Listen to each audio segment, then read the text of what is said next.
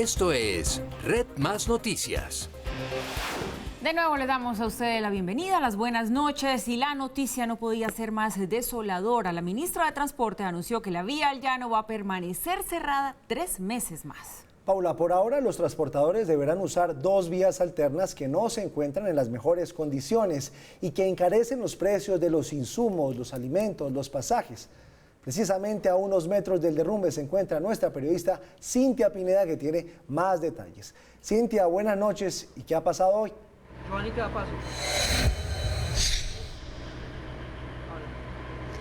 Giovanni, Paula, televidentes, buenas noches. Como ustedes ya lo han dicho, los saludo desde la vía al llano. Exactamente, estamos a unos 500 metros del punto crítico que ha puesto en jaque la movilidad entre Bogotá y Villavicencio, el kilómetro 58, donde se han registrado estos derrumbes, donde hay alrededor de 30.000 metros cúbicos de escombros. Les cuento que hoy los operarios de Coviandes pues estuvieron trabajando, haciendo las labores de limpieza, pero solo lo pudieron hacer hasta las 4:30 de la tarde, cuando la concesión pues dio la orden de frenar estas labores. ¿Por qué? Porque empezó a llover, lluvia que se ha extendido, como ustedes lo ven, hasta esta hora de la noche, y lo que ha dicho Coviandes es que es riesgoso que estas personas trabajen con estas condiciones climáticas, porque puede caer material de la montaña. En ese mismo sentido se ha pronunciado hoy la ministra de Transporte, Ángela María Orozco, quien, como ustedes ya lo han dicho, ha anunciado que esta vía estará cerrada por lo menos 3 meses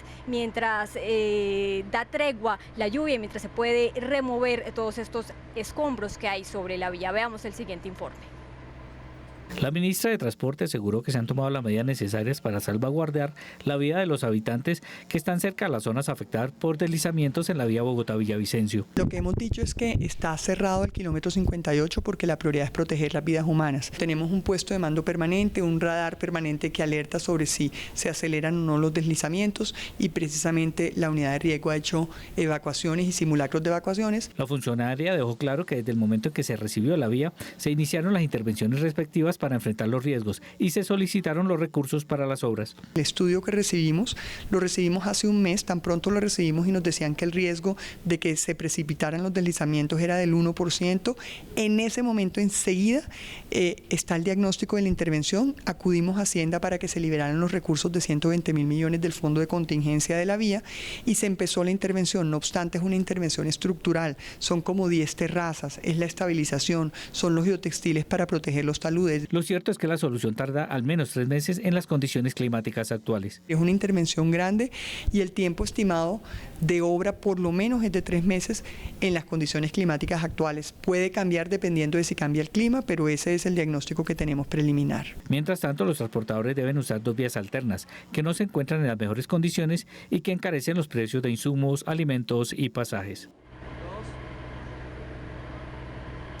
Los transportadores y el comercio pues son los sectores que se han visto más afectados con el cierre de este importante eje vial. Hoy en Pipiral, pobladores llevaron a cabo una protesta ante pues los bloqueos de esta vía. La gente de Pipiral se siente abandonada en medio de esta emergencia. Estamos sin ayuda de ningún lado, ni Guayabetal nos pronuncia, ni Villavicencio tampoco. Le pedimos al presidente de la República que nos incluya. Por eso, pancarta en mano, decidieron salir a la vía a exigir respuestas. Al consorcio que por favor nos solucione el problema en la vía porque nos tiene muy afectados al gremio de comerciantes. Y es que las cuentas que ellos mismos hacen son muy preocupantes. 220 personas que vivían del comercio, que vivían trabajando en ello y quedaron despedidas porque no hay trabajo. Y 60 establecimientos de comercio que están completamente cerrados y las pérdidas han sido del 100%. En esta vereda el 90% de la gente vive de los turistas y los transportadores que pasan por allí y aprovechan para comer algo o comprar algún recuerdo. Sin embargo, hace 15 días esta calle y sus negocios son un desierto.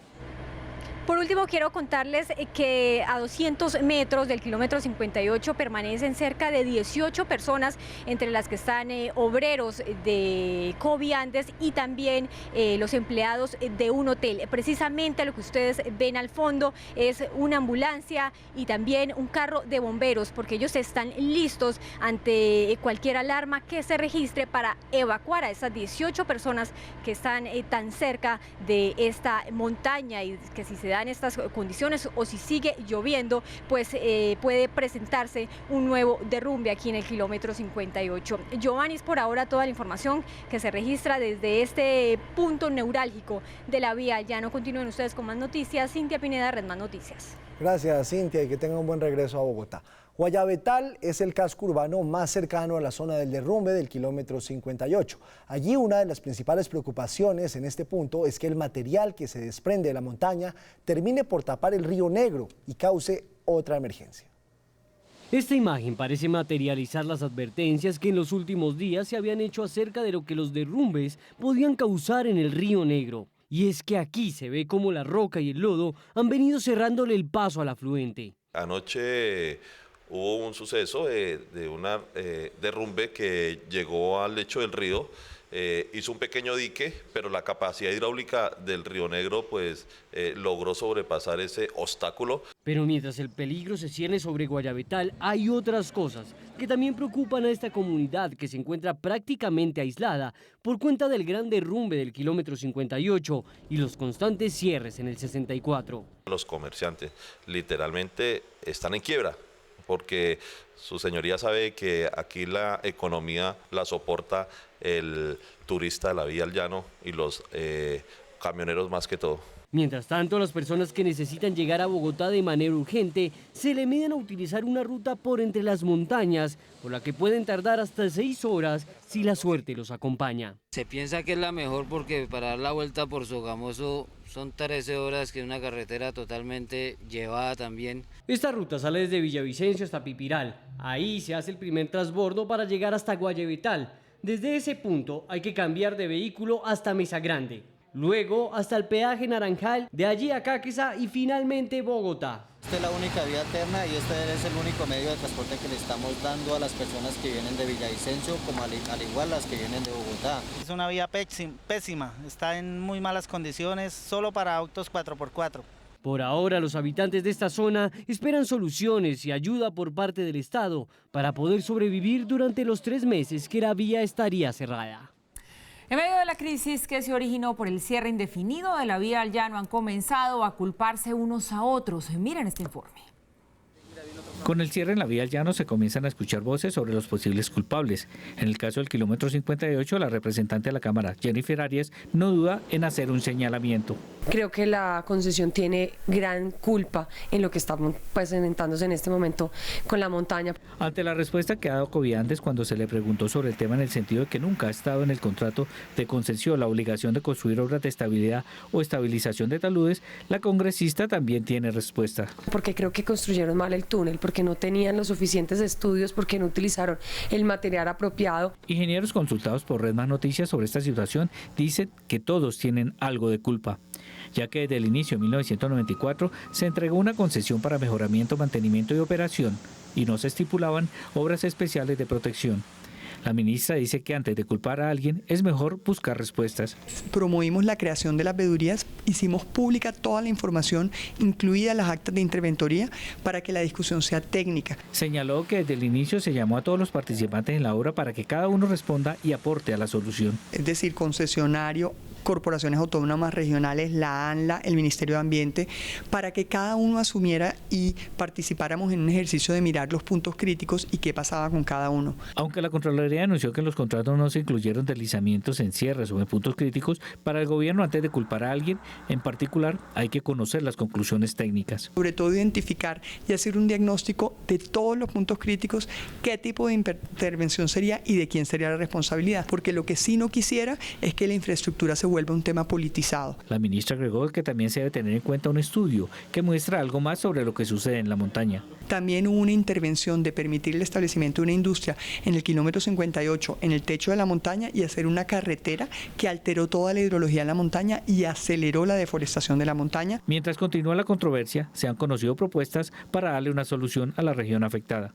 Le hemos dicho al gobierno nacional es, por favor, declaren la emergencia, quiten el IVA, inviértanle recursos a esta región, abran créditos para el sector productivo, créditos blandos de fácil acceso, sin intereses. Una salida para obtener recursos de forma rápida, que es lo que llaman obras por impuestos. Grandes empresas como Ecopetrol y todas las petroleras que sacan este recurso de allá podrían anticipar impuestos o hacer las obras por impuestos como está planteado en la ley. El gobierno quiere que haya tranquilidad sobre la transparencia de los procesos que se están adelantando. Bueno, pues una sumatoria de incumplimientos históricos, Mauricio, parece ser lo que hay aquí, pero ya con esta verdad a cuestas, que el gobierno dice 3 meses mínimo cerrada esta vía al llano, toca empezar a pensar entonces en las afectaciones económicas, en el costo de vida de las personas. ¿Qué va a pasar con la inflación? ¿Esto la va a disparar? ¿Viene especulación de precios? ¿Habrá escasez de alimentos? ¿Qué va a pasar con las tasas de empleo en el departamento del Meta? La gente tiene que despedir a las personas porque es que no tienen consumidores porque la vía está cerrada. Paula, dicen los que saben y conocen la economía del departamento del Meta, en concreto dice Fenalco, que cada día de cierre le cuesta al departamento 43.000 millones de pesos. Me parece una cifra bastante alta, pero por lo menos Fenalco tiene un conocimiento de la economía regional como para saber qué está sucediendo. Eso del lado de allá del derrumbe o de los derrumbes, pero sobre todo el del kilómetro 58. Del lado de acá también los perjuicios que usted está mencionando. Hagan de cuenta ustedes lo siguiente: la mitad de la carne de cerdo que llega a Bogotá viene de Villavicencio. Por lo tanto, un golpe de estos es un golpe muy sensible. El caso de la carne de cerdo es, por supuesto, de los más importantes, pero también está el ganado en general, están distintos tipos de insumos, los alimentos en general vienen de Villavicencio, y acuérdense ustedes que Bogotá es el 25% del PIB nacional, o sea que no estamos hablando de Bogotá por ser bogotanos, sino sencillamente por la importancia que tiene este mercado del centro para la economía del Meta. Con ese cierre, que como dice Paula va a ser más o menos de 3 meses, la ministra decía, si mejoran las condiciones climáticas puede resolverse antes, pero como vamos, será por lo menos de 3 meses. Todo el mundo se pregunta, bueno, ¿la culpa de quién es? El primer elemento que hay que tener presente es, las cordilleras son bastante jóvenes, las cordilleras de los Andes son bastante jóvenes comparadas con, digan ustedes, por ejemplo, los Alpes. ¿Qué quiere decir bastante jóvenes? Que son construcciones geológicas que son muy inestables todavía, que todavía se mueven. Acuérdense ustedes, cada vez que hay un tipo de temblor en alguna región del Pacífico, de América, de Sudamérica, hacemos alusión, traemos expertos, nos cuentan cómo se siguen formando las formaciones geológicas en esta zona, y sobre todo cuando hay de por medio 3 cordilleras y una de ellas es la que está afectada aquí. Uno, la juventud de las montañas y su consecuente inestabilidad. 2, las lluvias. En los llanos se ha ido consolidando la tercera zona de mayor pluviosidad de Colombia. Eso es un nivel de pluviosidad altísimo, porque ustedes dicen, bueno, yo hizo sol en Bogotá, ¿cómo es posible que siga lloviendo allá? En los llanos y en esa zona hay muchísima pluviometría y por lo tanto, entre montañas inestables y ese nivel de lluvia, pues pónganle ustedes las cantidades de circunstancias adversas que hay. Pero no falta la mano humana. En este noticiero nosotros dimos la primicia hace, qué sé yo, 5 semanas más o menos, de cómo la construcción de unos galpones para una industria avícola que habían aprovechado una transformación del POT que se dio en el municipio de Guayabetal, habían generado mayor inestabilidad en la punta de la montaña, habían acabado con capa vegetal, habían generado mayor erosión, mayor inestabilidad y eran en gran medida causantes de buena parte de los problemas del kilómetro 58 que hoy nos tiene, como ustedes están viendo las imágenes. Entre las barrabasadas de los hombres, las jugadas del clima, la geología tan adversa, estamos en estas. Y en este momento la gente dice, ¿por qué no responde el concesionario? ¿Por qué el gobierno está a las volandas? Ustedes lo vean en la nota de Ismael. Hay 2 contratos previos, 1994 y 2005, donde se empezó a pensar en la doble calzada.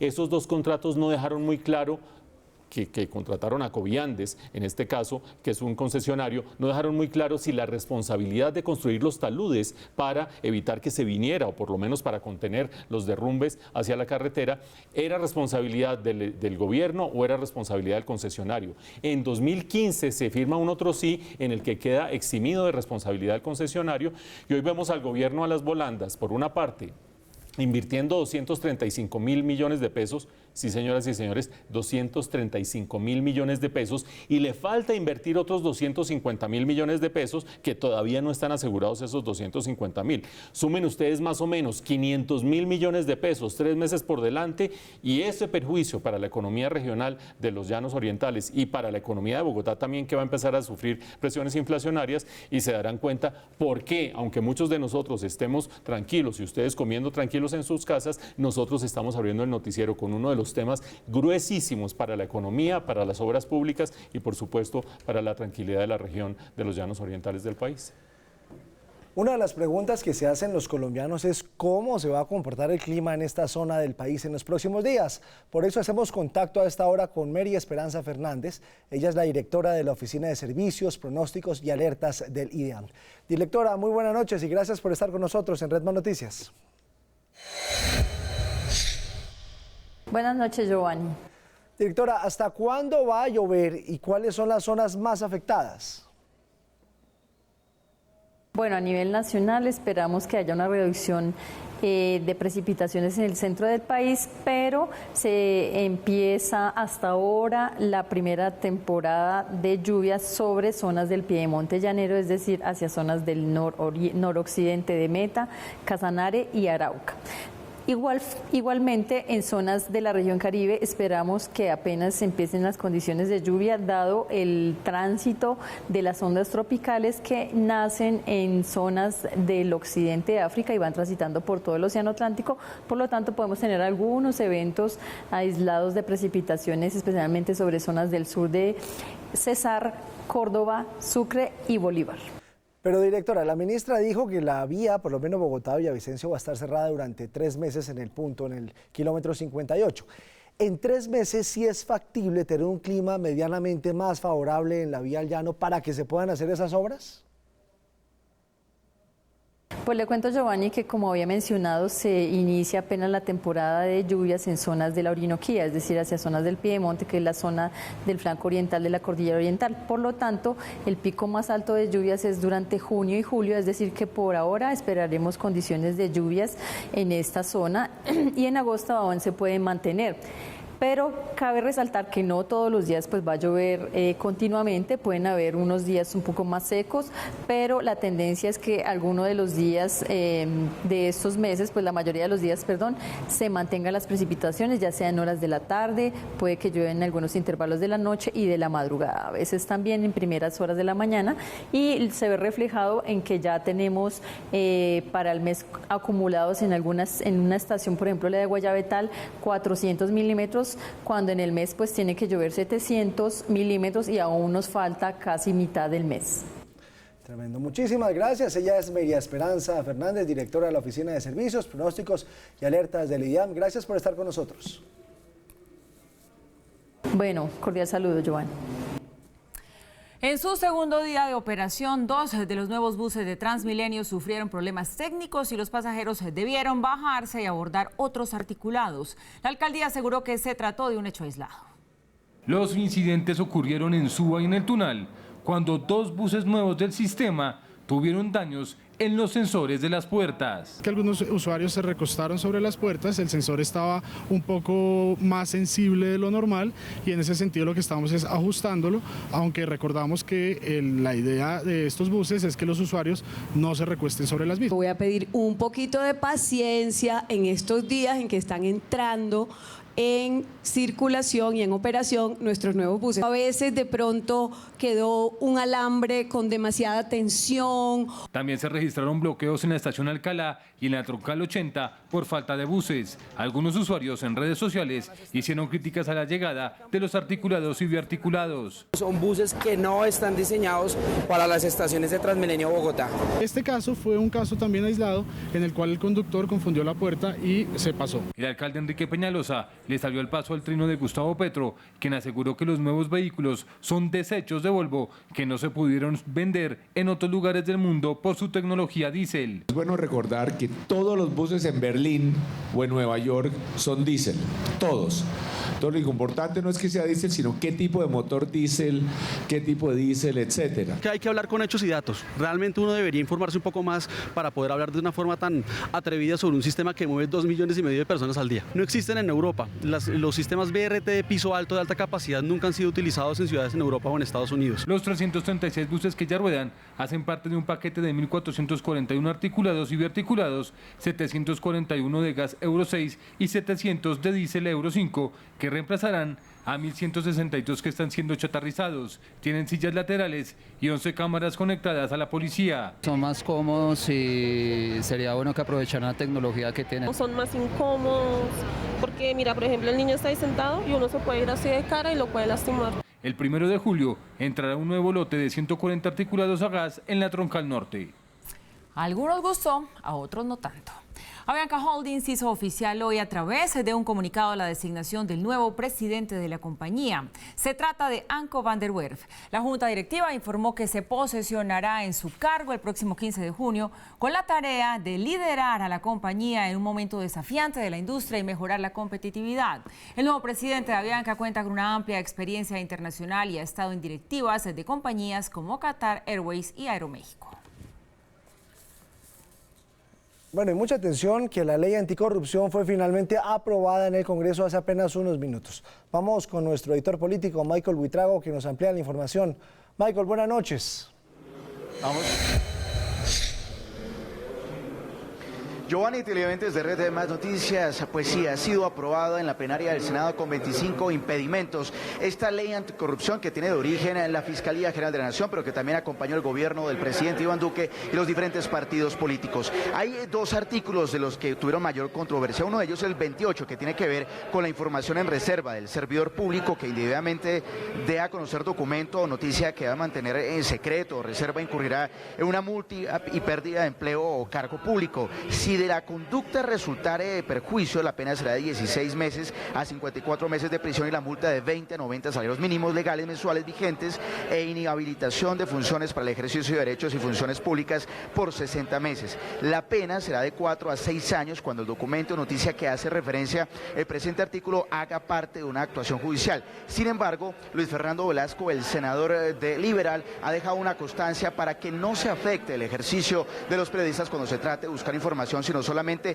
esa filtración posible a la prensa, solamente recaiga esa actuación judicial en manos del funcionario que haya entregado la información. También hay que aclarar que se ha permitido a través del artículo 10 una modificación a la ley de detención domiciliaria, es decir, se acaba la prisión por cárcel en casa y eso quiere decir que el próximo miércoles entraría a la conciliación, a la plenaria de la Cámara, donde primero, recordemos, tendrá que votarse los impedimentos de los cuales estén presentando los impedimentos cada uno de los congresistas en la Cámara Baja y después sí votar la conciliación del texto de la ley anticorrupción que ha sido aprobada acá. Recordemos, han sido entre todos los 55 artículos 2 de mayor controversia. El artículo 28 sobre la reserva que no se afecta al ejercicio del periodista y el artículo 10 que tiene que ver con acabar la casa por cárcel. Esta es la información desde la plenaria del Senado. Michael Buitrago, Red Más Noticias.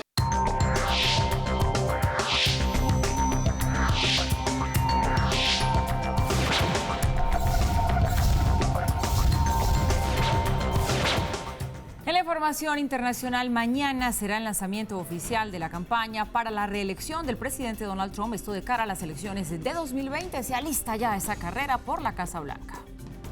A través de este mensaje en Twitter, el viernes 18 de mayo, Donald Trump dio a conocer la noticia. Anunciaré mi segundo mandato presidencial con la primera dama Melania, el vicepresidente Mike Pence y la segunda dama Karen Pence el 18 de junio en Orlando, Florida, ante 20.000 asistentes en el centro Amway. Únanse a nosotros en este histórico rally. Orlando, en el estado de Florida, fue el lugar elegido por el mandatario, considerado el estado péndulo clave para definir las elecciones presidenciales y donde viven alrededor de 21 millones de personas, de las cuales 15 millones son ciudadanos mayores de 18 años aptos para votar en las elecciones del otro año. Florida es un estado tan poderoso como apetecido. Es uno de los que más votos tiene en el colegio electoral con 29. Hay que recordar que en las elecciones presidenciales de 2016, Trump superó a la entonces candidata demócrata Hillary Clinton, quien obtuvo un 47% de los votos, pero fue gracias al apoyo en Florida que los resultados salieron a su favor. Es además el tercer estado con más latinos en el país, seguido por California y Texas, y es el quinto estado con el mayor porcentaje de latinos aptos para votar. Esto es bastante interesante porque en política nada pasa porque sí. Se va Donald Trump de manera muy estratégica a lanzar esta campaña de reelección a la Florida, un estado que tiene muchísimos latinos en el exilio, pero así todo yo no sé qué puede pasar, Mauricio, porque ya medios de comunicación como NBC, como el Wall Street Journal empiezan a hacer sondeos y no le va bien a Trump. Mire, el último que hicieron, el 52% de los estadounidenses dice que se sentiría incómodo, es la palabra que usan, votando por Donald Trump. Mientras que encontramos que Joe Biden, que es su contrincante demócrata, está atrayendo mucho a los primivotantes, o sea que está cogiendo fuercita. Paula, y televidentes, la encuesta que está en boca de todo el mundo no es ninguna de las que usted dijo. ¿Y qué dicen las que sí están en boca de todo el mundo? No, hay una en concreto que la sacó Fox News. Ustedes saben que Fox News es una cadena de noticias que es totalmente de derecha, totalmente seguidora de Trump y mejor dicho, no hay manera de que no tenga una posición editorial a favor de Trump. La encuesta que sacó Fox, la sacó el día de ayer, muestra cuál sería el resultado de Donald Trump con tres distintos candidatos demócratas. Primero, con Joe Biden le saca 49 contra 39% de Donald Trump. Le saca 10 puntos de distancia. Segundo, Bernie Sanders. Ustedes saben que Bernie Sanders es muy poco viable como candidato demócrata, pero en todo caso es una buena muestra de cómo podría resultar Donald Trump. Le saca 49 a 40, también ganando Bernie Sanders. En ambos casos, Joe Biden y Bernie Sanders le terminan ganando por un amplio margen a Donald Trump. Y supongan ustedes que se caen esos dos candidatos en el camino. Tenemos a Elizabeth Warren, que es una senadora también demócrata muy reputada, que antes fue abogada muy prestigiosa en su carrera en el derecho. Ella le saca 2 puntos a Donald Trump. Es decir, Donald Trump no gana con ninguno de los tres principales candidatos demócratas a estas alturas. Sin embargo, hace 4 años, ustedes se acuerdan que Ana nos estaba recordando cómo fue la carrera contra Hillary Clinton. Donald Trump estaba 17 puntos por debajo de Hillary Clinton.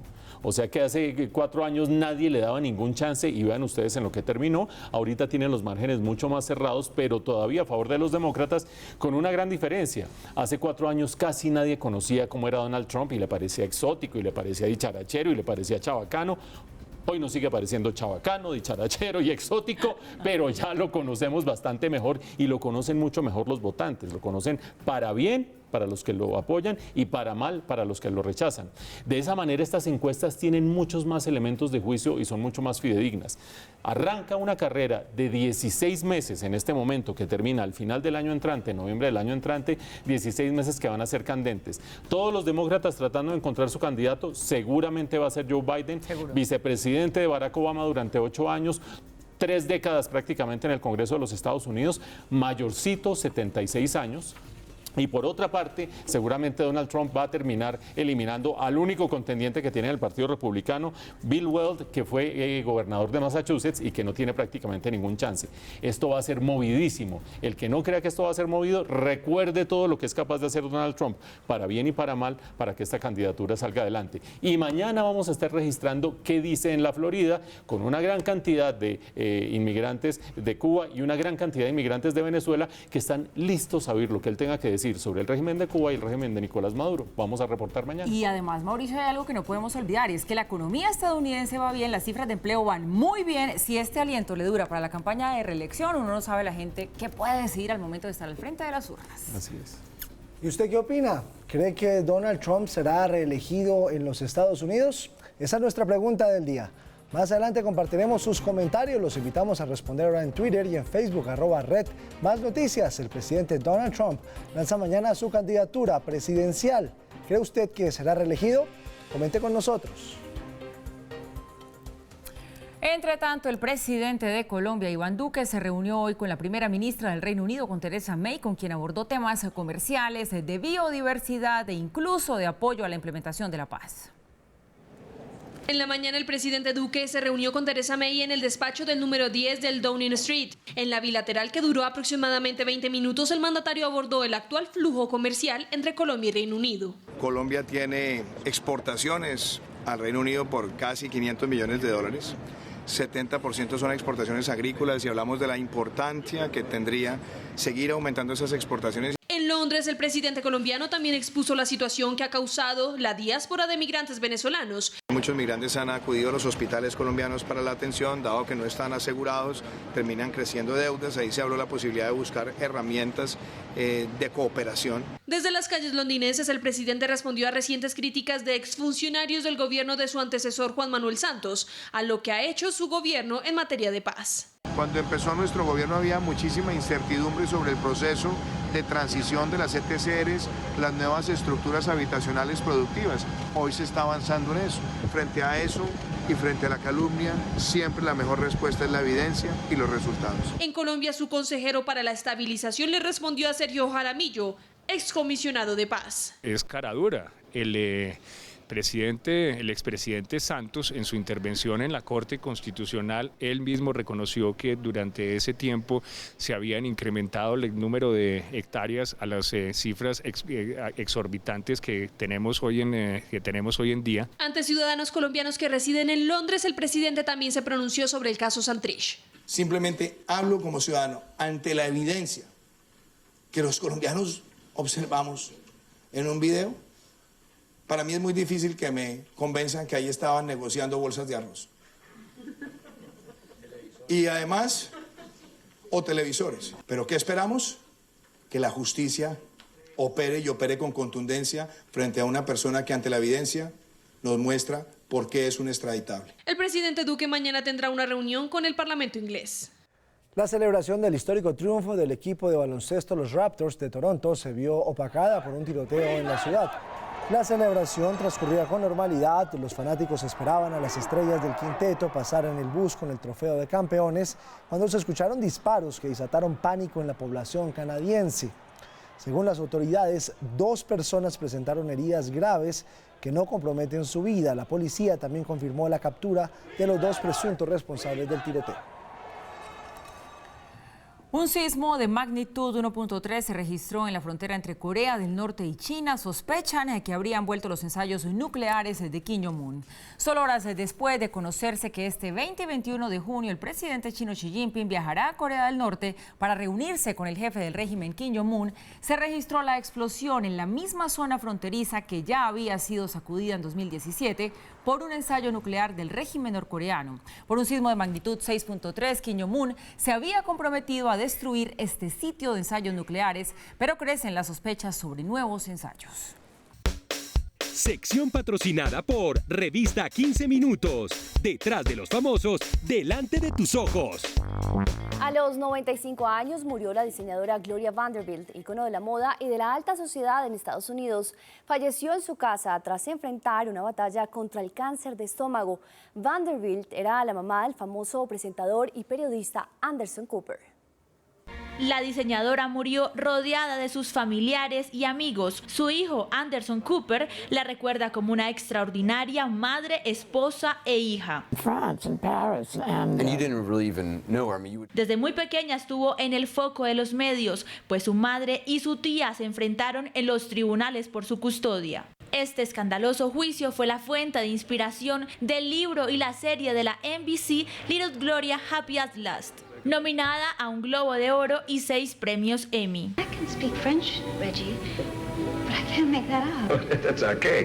Las pasarelas y las artes escénicas fueron su pasión y por su desempeño saltó a la fama como una destacada diseñadora de modas. En los años 70 lanzó su propia línea de jeans, donde su firma estaba bordada en el bolsillo trasero de la prenda. Fueron los primeros en marcar la cintura femenina y la primera marca en usar marketing en diferentes espacios públicos. Now at Bullock's. A sus 95 años, Gloria Vanderbilt, la gran neoyorquina, tuvo 4 hijos y se casó 4 veces. Sin duda, una mujer que marcó la pauta en la moda del siglo XX. Y ubiquémonos ahora en este suceso. La aeronave, un Boeing 737-300, trayectoria pristina en el sureste de Europa hacia Suiza. Novedad, una fuerte turbulencia. Resultado, 10 personas heridas y una azafata fuertemente golpeada contra el techo del avión. Así quedó registrado en la grabación de celular de uno de los pasajeros del vuelo.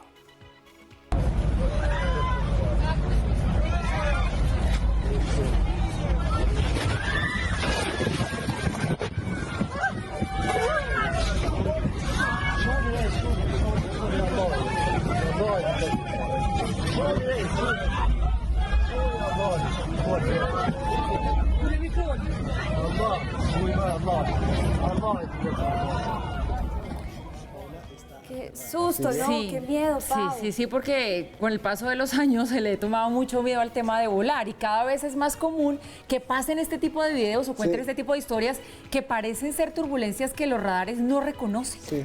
Pero ¿sabes qué es lo bueno de este video, rapidito? ¿Qué? Que ya uno al verlo sabe que de un totazo de esos se puede salvar.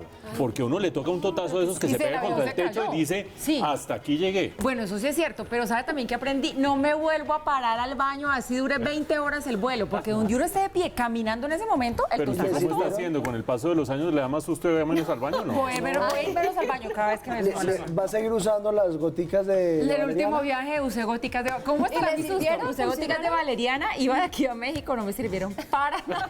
Y estuviste seguro más atacada. Bueno, pues mañana les tengo otro video para que comentemos porque ya es momento de saber cuáles son los comentarios de nuestros televidentes. Bueno, vamos con otra turbulencia, por lo menos eso dicen por ahí. La pregunta del día, el presidente Donald Trump lanza mañana su candidatura presidencial. ¿Cree usted que será reelegido? Bueno, vamos con las respuestas de nuestros televidentes. La primera, María Claudia Mesa dice, ¿cómo le está yendo la economía de su país? Sí. Contundente. Vamos con otra, Francisco Zapata. El hombre es polémico, pero tiene sentido de pertenencia por su país y no se deja manipular. Pienso que sí. Buen análisis. Uno más, Enrique Núñez. Por supuesto que no, sería un despropósito total. 2 contra 1. De todo un poco, pero esta campaña apenas comienza, puede pasar de todo. Gracias por participar con nosotros. Llegamos así al final de esta emisión. Recuerden, mañana desde las 6 de la mañana toda la información y las noticias con Darío Arismendi, Juan Lozano, todo el equipo que hace parte de esta alianza informativa de Caracol Radio y Red Más Noticias. Que descansen y nos vemos mañana nuevamente con el equipo completo. Buenas noches.